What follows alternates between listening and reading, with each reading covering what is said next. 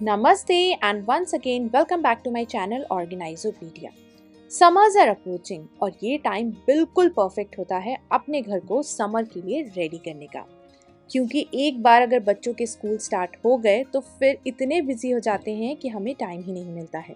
इसलिए आज की इस वीडियो में मैं आप सबके साथ शेयर कर रही हूँ कि कैसे मैं अपने घर को समर्स के लिए ईजिली रेडी कर लेती हूँ, सिंपल और कुछ इफेक्टिव हैक्स के साथ में।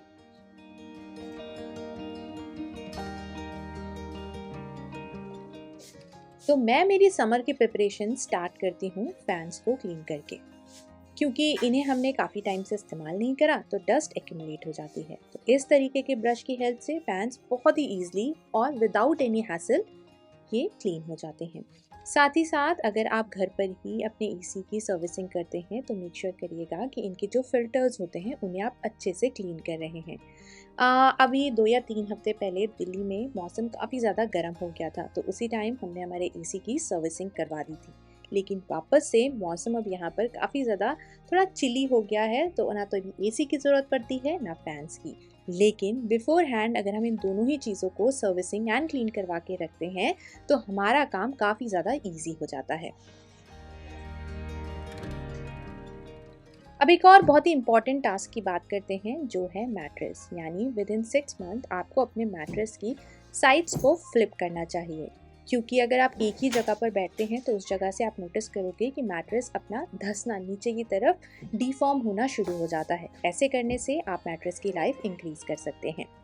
साथ ही साथ आप अपने पिलो कवर्स को भी ध्यान दीजिए, जैसे कि पिलो कवर्स के जो कवर होते हैं उनको साल में 2 बार निकाल करके वॉश करना बिल्कुल भी मत भूलिए, क्योंकि हम ऑयल लगाते हैं, हमारे हेयर्स में जो भी डस्ट होते हैं वो सारे के सारे हमारे इन्हीं कवर्स में ट्रैप हो जाते हैं। तो इन्हें मेक श्योर करिए कि आप अच्छे से क्लीन कर रहे हैं।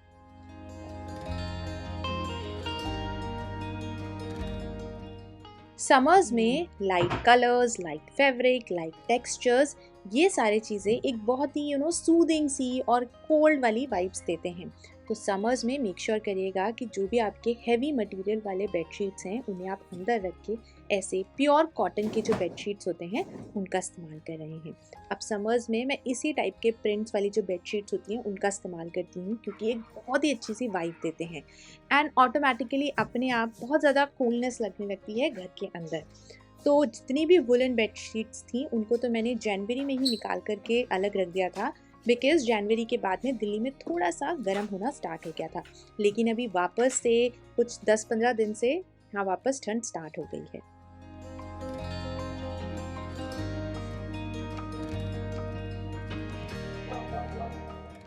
अब हमने जितनी भी थिक बेडशीट्स थी उनको हटा दिया है। उसी के साथ साथ जितने भी मोटे कंफर्टर्स, ब्लैंकेट्स, क्विल्स हैं या मोटी रजाइयाँ हैं जो स्पेशली दिल्ली में ठंड के टाइम काफ़ी ज़्यादा काम आती हैं, उन सबको भी हटाने का टाइम आया है। तो अब इनको प्रॉपरली अच्छे से ऑर्गेनाइज या फिर स्टोर करके रखना ज़रूरी है, ताकि नेक्स्ट सीज़न में आप इन्हें अच्छे से इस्तेमाल कर पाएँ। तो मैंने इस तरीके के डिफरेंट साइजेस में ब्लैंकेट के कवर्स परचेज करे हैं। ये एक पिलो का कवर है जिसके अंदर एक क्विल्ट अच्छे से फिट हो जाता है। तो मैं बेसिकली जो कवर्स होते हैं रज़ाइयों के या बड़े कोई भी पिलो के कवर्स आ रहे हैं उन्हें हटाती नहीं हूँ। वो कवर्स इसी तरीके से इस्तेमाल हो जाते हैं छोटे बड़े ब्लैंकेट्स या क्विल्ट्स को कवर अप करने के लिए। तो जितने भी कवर्स में थे उनको मैंने कवर में रख दिया है और अब टाइम आता है इनको वापस से रखने का। तो जैसे मैंने बोला, जितनी भी मोटी वुलन बेडशीट्स थी उनको भी मैंने पैक कर दिया है, इसी टाइप के एक बैग के अंदर रख रही हूँ जो बेड बॉक्स है उसके अंदर। एंड साथ ही साथ जो एक्स्ट्रा कंफर्टर्स एंड रजाइयाँ हैं उनको भी मैं इसी बेड बॉक्स में जितनी आ सकेंगी, जो इसमें ईजिली फिट हो जाएंगे, उनको रख रही हूँ। जब एसी स्टार्ट होगा तो उसके लिए मैंने कुछ कंफर्टर्स यहाँ पर हैंडी रखे हैं। वुलन ब्लैंकेट्स एंड क्विल्स हटा दिए हैं, तो उनको मैं रिप्लेस कर रही हूँ इस तरीके के पतले दोहर के साथ में, जो कि समर्स के लिए एकदम अप्रोप्रिएट हैं। In summers it is very important to choose the right curtains for your home. हमें थोड़े से मोटे कर्टन्स चूज़ करने चाहिए जिनसे कि लाइट फिल्टर होकर के रूम में आए। बहुत ज़्यादा लाइट अगर आएगी तो रूम बहुत ज़्यादा गर्म रहेगा, तो थोड़े से थिक कर्टन्स रखिए या फिर ब्लैकआउट कर्टन्स। अब बेसिकली जब आप कर्टन्स लगाएंगे तो आपको लाइट ऑन करने की ज़रूरत पड़ेगी, तो जो बड़ी लाइट्स होती हैं उनकी जगह पर आप इस तरीके से वार्म लाइट का इस्तेमाल करिए। इससे लाइट भी सेव होती है एंड साथ ही साथ आपके रूम के अंदर उतनी ज़्यादा गर्माहट भी नहीं लगेगी। पर कुछ ऐसे रूम्स होते हैं जहाँ पर हम टोटली ब्लैकआउट कर्टन्स या थिक कर्टन्स यूज़ नहीं कर सकते हैं। जैसे मैं मेरे बेटे के रूम में इस तरीके के कर्टन का इस्तेमाल करती हूँ। ये भी समर के लिए एकदम अप्रोप्रिएट है।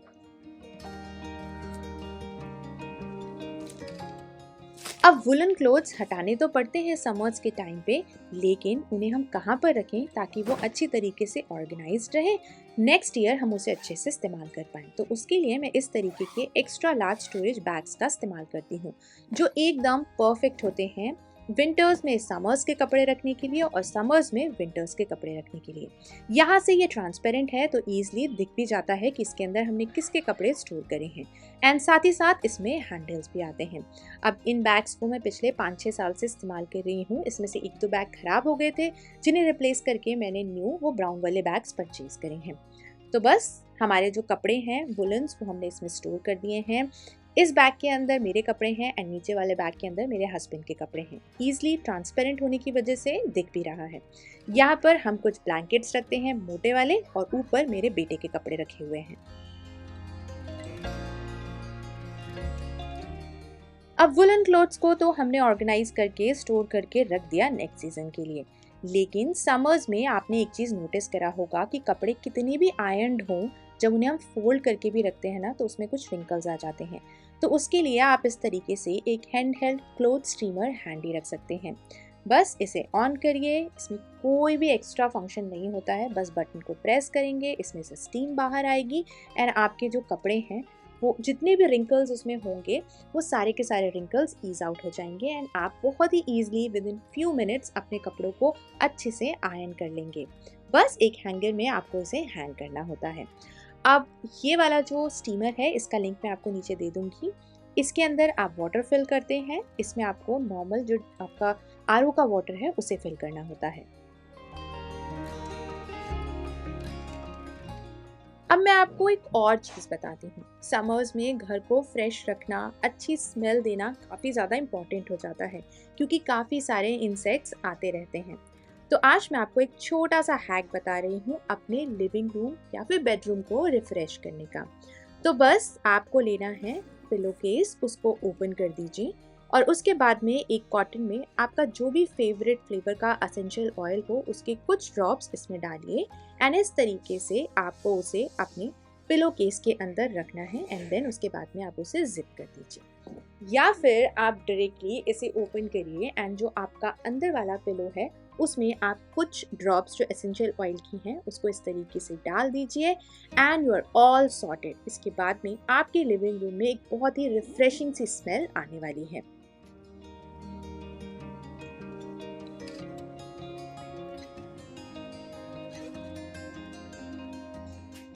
समर्स में मैं अपने लिविंग रूम के अंदर एक और चेंज करती हूँ।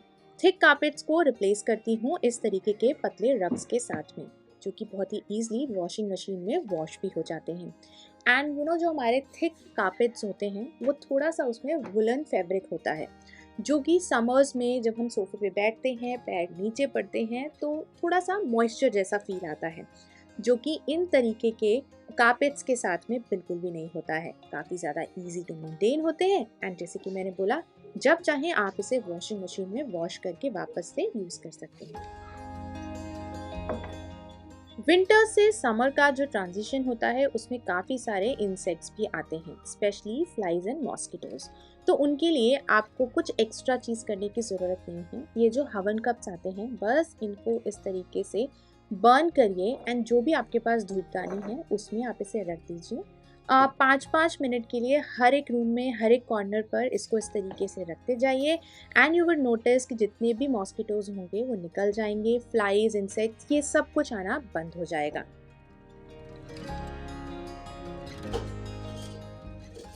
समर्स में घर से बाहर जाते टाइम बैग में एक वाटर बॉटल ज़रूर रखिए और अगर पानी ठंडा हो तो और भी ज़्यादा मज़े आ जाएंगे। तो बॉटल को हाफ फिल करिए और इसे फ्रीजर में रख दीजिए हॉरिजॉन्टली। ऐसे करने से जब आप नेक्स्ट टाइम बाहर जाते हैं तो बस आपको इस तरीके से बॉटल को फिल करना है। और अगर आप पूरी बॉटल भर करके फ्रीजर में रख देंगे तो जब आप इसे यूज़ करने के लिए निकालेंगे तो आइस को मेल्ट होने में काफ़ी ज़्यादा टाइम लगेगा और आपका बैग भी गीला हो जाएगा।